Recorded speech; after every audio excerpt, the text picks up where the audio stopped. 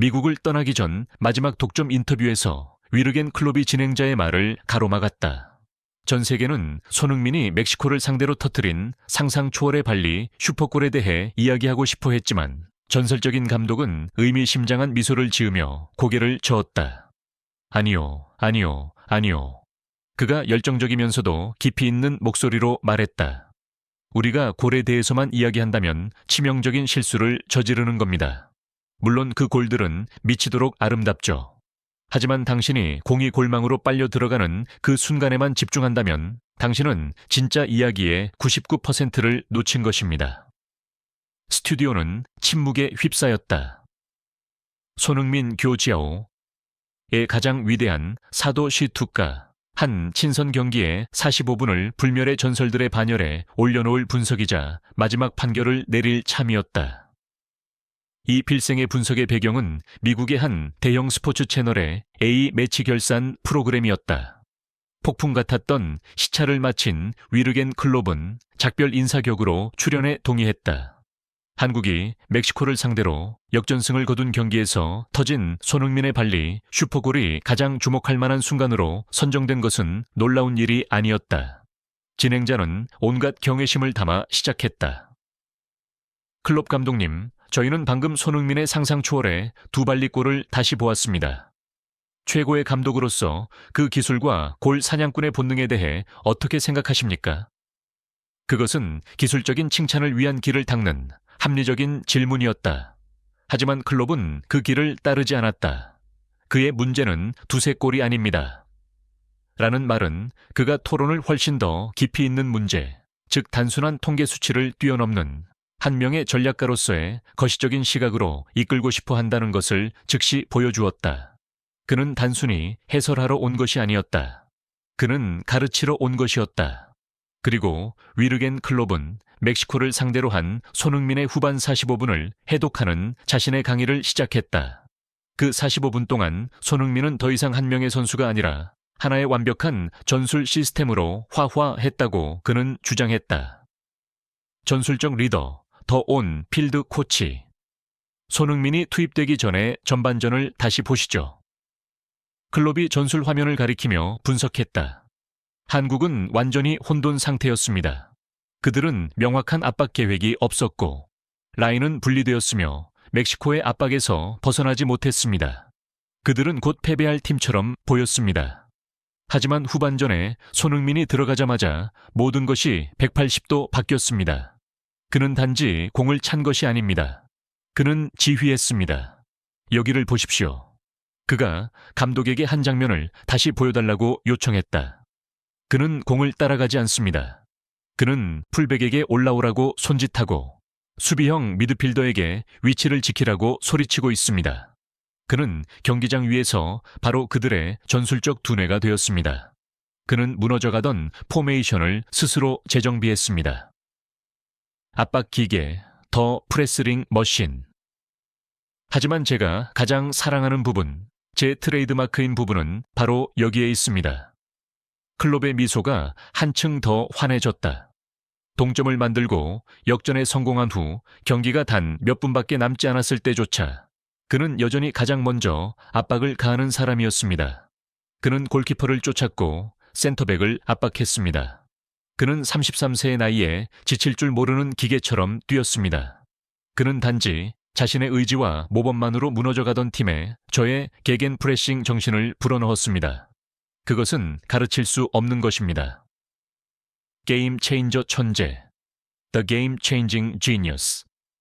그리고 물론 마지막은 골들이죠. 클롭이 인정했다. 첫 번째 발리슛은 단지 기술이 아닙니다. 그것은 암살자의 본능입니다. 전 세계 99%의 다른 선수들이 공을 한번 컨트롤하려 했을 그 순간에 그는 1000분의 1초 만에 천재적인 결정을 내렸습니다. 그는 단지 골을 넣은 것이 아니라 멕시코의 투지를 완전히 꺾어버린 심리적인 골을 넣은 것입니다. 클롭의 분석은 놀라운 진실 하나를 드러냈다. 그 경기에서 보여준 손흥민의 위대함은 단 하나의 기술에 있는 것이 아니었다. 그것은 전술가, 지칠 줄 모르는 노동자, 그리고 천재적인 예술가라는 서로 다른 세 사람의 역할을 동시에 소화하고 구현해내는 그의 비범한 능력에 있었다. 그는 한 팀의 두뇌이자 폐이자 그리고 창끝이었다. 그 경기력에 대한 전면적인 분석을 마친 후 위르겐 클롭은 손흥민의 45분을 전설적인 반열에 올려놓는 역사적인 위상을 지닌 대담한 비교이자 마지막 판결을 내렸다. 역사적인 판결. 저는 미주 대륙의 축구를 수년간 봐왔습니다. 그의 목소리가 장엄해졌다. 저는 디에고 마라도나가 1986년 멕시코 땅에서 아르헨티나를 혼자 짊어지고 월드컵 우승을 차지하는 것을 보았습니다. 저는 호마리우가 바로 이곳 미국에서 열린 1994년 월드컵에서 브라질을 위해 똑같은 일을 하는 것을 보았습니다. 저는 코파 아메리카에서 리오넬 메시의 비범한 개인 퍼포먼스들을 보았습니다. 그들은 모두 전설이며 믿을 수 없는 원맨 퍼포먼스였습니다. 그는 잠시 말을 멈추고 렌즈를 똑바로 응시하며 수십 년간 인용될 판결을 내뱉었다. 하지만 교체 선수로 들어와 겉보기에는 무의미한 친선 경기에서 단 45분 만에 지고 있던 팀을 승리하는 팀으로 완전히 바꾸어 놓고 감독과 압박 기계와 마무리 천재의 역할을 모두 소화하는 선수라니. 그토록 완벽하게. 그것은 제가 개인적으로 미주 대륙 위에서 펼쳐진 축구 역사상 목격한 가장 위대하고 가장 완벽한 원맨쇼였습니다. 미국 전문가들과 전설들의 반응. 클롭의 말은 즉시 폭풍을 일으켰다. 수십 년간 자국 리그를 지켜봐온 미국 축구의 전문가들과 전설들 또한 동의의 목소리를 내야만 했다. 미국 축구 역사상 가장 위대한 감독 중 한 명인 브루스 아레나는 이렇게 논평했다. 위르겐은 우리 모두가 보았지만 감히 말하지 못했던 것을 말해 주었습니다.